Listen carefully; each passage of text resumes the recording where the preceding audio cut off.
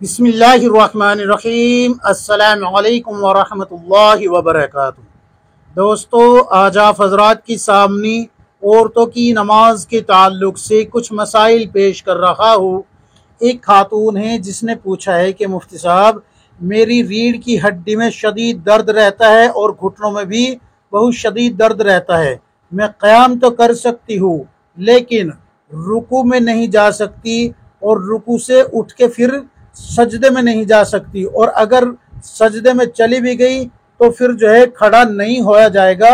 दर्द इतना बढ़ जाता है, तकलीफ इतनी बढ़ जाती है कि बर्दाश्त नहीं होता, आंसू तक निकल आते हैं। तो क्या मैं शुरू से ही बैठकर नमाज पढ़ सकती हूँ या नहीं? शरीयत का क्या हुक्म है? और दर्द से नजात के लिए अगर कोई वजीफ़ा हो तो वो भी बता दीजिए।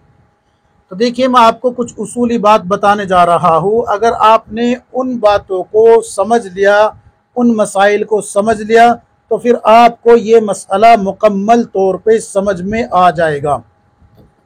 सबसे पहली बात ये जहन नशीन कर लीजिए कि बगैर शरई उज़्र के बैठकर नमाज पढ़ने से, फ़र्ज़ नमाज और वाजिब नमाजों की बात कर रहा हूँ, फ़र्ज़ नमाज और वाजिब नमाजों की बात कर रहा हूँ, बैठकर नमाज पढ़ने से नमाज नहीं होगी। अगर आपने बगैर किसी शरई उज़्र के बैठकर नमाज पढ़ी है तो वो आपकी नमाजें नहीं हुई, आपको वो तमाम नमाजें लौटानी पड़ेगी। अब वो शरई उज़्र कौन सा है जिसकी वजह से आप बैठकर नमाज पढ़ सकती है, वो सुन लीजिए। नंबर एक, आप क़याम पे कुदरत रखती है लेकिन रुकू और सजदे पे कादिर नहीं है, यानी कि रुकू नहीं कर सकती।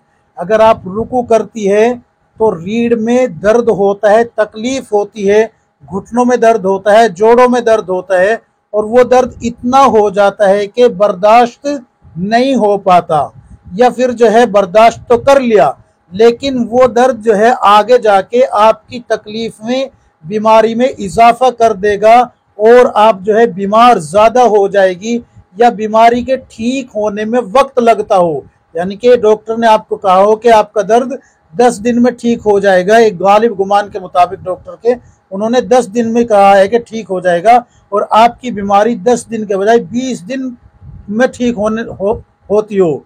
इस तरीके से, यानी कि नमाज पढ़ने से अगर बीमारी के बढ़ जाने का या ठीक होने में वक्त लग जाने का खतरा हो, तो अब आपके लिए हुक्म ये है कि आप शुरू से ही बैठकर नमाज पढ़ेगी, आपकी नमाज दुरुस्त हो जाएगी।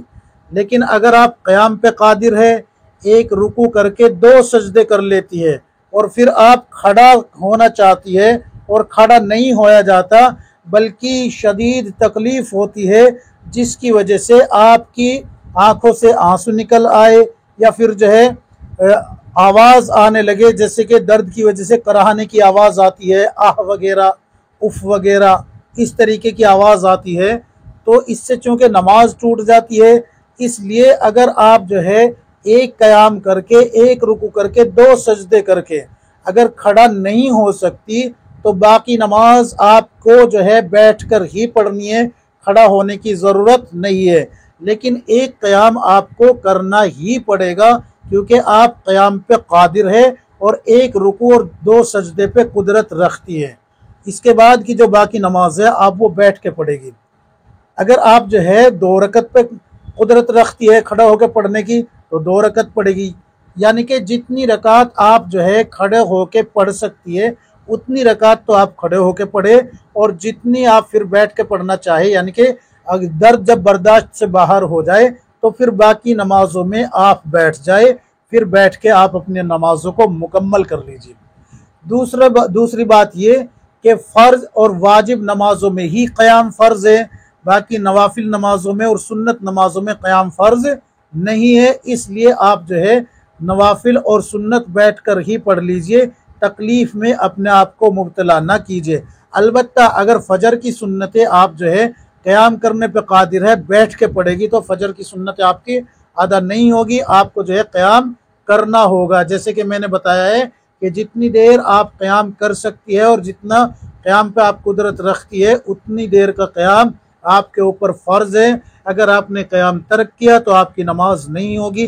क़याम तर्क करने की शक्ल मैंने शुरू में ही बता दी कि क़याम उस वक्त तर्क हो सकता है کہ آپ کو جو بیماری ہے اس کے بڑھ جانے کا خطرہ ہو یا درد اتنی شدت اختیار کر جائے کہ ناقابل برداشت ہو جائے، برداشت سے باہر ہو جائے، آپ کو جو ہے رونا آ جائے، تکلیف جو ہے برداشت نہ ہوتی ہو، تو پھر آپ کے اوپر قیام فرض نہیں ہے، آپ کو قیام کرنے کی پھر ضرورت نہیں ہے۔ لیکن اگر تکلیف اس قدر ہے کہ برداشت کر سکتی ہے تو پھر آپ کے اوپر قیام فرض ہے، قیام ترک کرنے سے آپ کی نماز نہیں ہوگی۔ یہ تو میں نے مسئلہ بتا دیا ہے آپ کو۔ اب یہ جو وظیفہ پوچھا ہے یہ بھی سن لیجئے، ہر فرض نماز کے بعد مصلی پہ بیٹھے بیٹھے 3 مرتبہ قرآن کریم کی یہ آیت پڑھنی ہے۔ یہ آیت پڑھ کے آپ کو 3 مرتبہ اب یعنی کہ جہاں درد ہے وہاں پر دم کر لینا ہے، ہاتھ میں ہے، گھٹنے پہ ہے، جہاں پر بھی ہے، اور اگر ریڑھ میں ہے ظاہر سی بات ہے وہاں تک تو دم کر نہیں پائیں گے، تو ہتھیلیوں پہ دم کر کے وہ وہاں تک ہاتھ پہنچا لیجئے، یعنی کہ وہاں ہاتھ پھیر لیجئے۔ یہ طریقہ علماء نے بتایا ہے۔ قرآن کریم کی آیت میں آپ کو ڈسکرپشن میں پیش کر دوں گا انشاءاللہ، اور اسکرین پہ بھی دے دوں گا، آپ اس کو جو ہے اچھے سے یاد کر لیجئے گا۔ اور عورتوں کے جتنے بھی مسائل ہیں نماز کے میں پلے لسٹ بھی پیش کر دوں گا آئی بٹن میں اور ڈسکرپشن میں، آپ وہ بھی دیکھ لیجئے تاکہ آپ کے تمام اشکالات عورتوں کی نماز کے تعلق سے، بیٹھ کر نماز پڑھنے کے تعلق سے، درد کی وجہ سے، ہر طریقے کے جو عورتوں کے مسائل ہیں نماز سے ریلیٹڈ، وہ سب کے سب آپ کے حل ہو جائیں گے۔ امید ہے کہ آپ کو یہ تمام مسائل سمجھ میں آ گئے ہوں گے۔ اللہ تبارک و تعالی ہم سب کو کتاب و سنت کے مطابق زندگی گزارنے کی توفیق عطا فرمائے، آمین یا رب العالمین۔